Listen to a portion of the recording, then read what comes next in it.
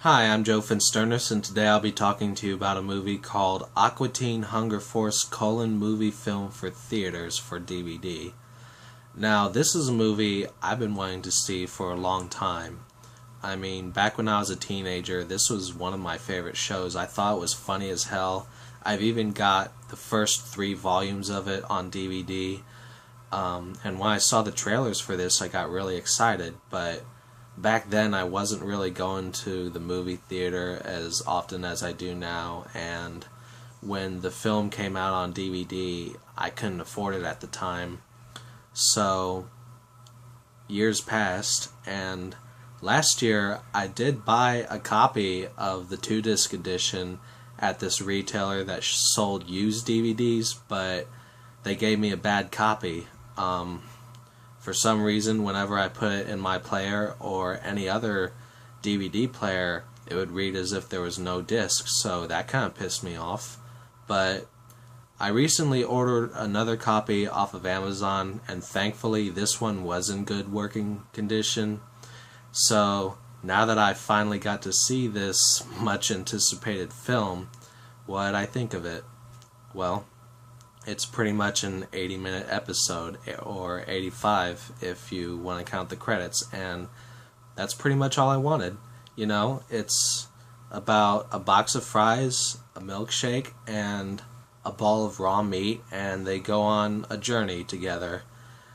There's really not a very solid plot here to speak of. It's really just about a bunch of weird characters doing weird things and hopefully giving you some good laughs along the way, which it did for me.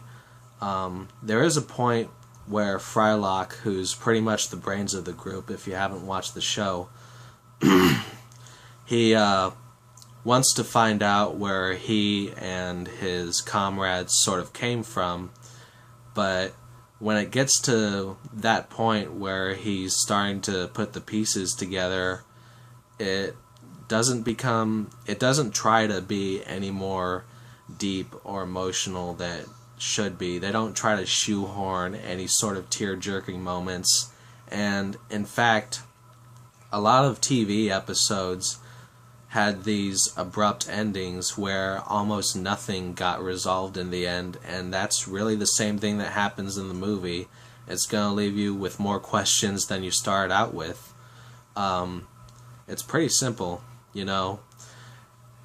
For me, it pretty much runs in the same vein of movies based on TV shows as like Beavis and Butthead Do America or Star Trek II: The Wrath of Khan.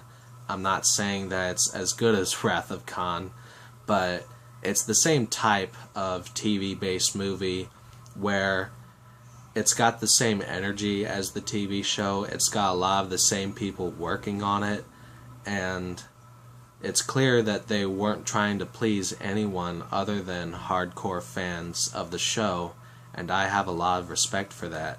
So, in the end, if you are able to laugh at things that are weird and random and oftentimes stupid, then this is definitely the movie for you.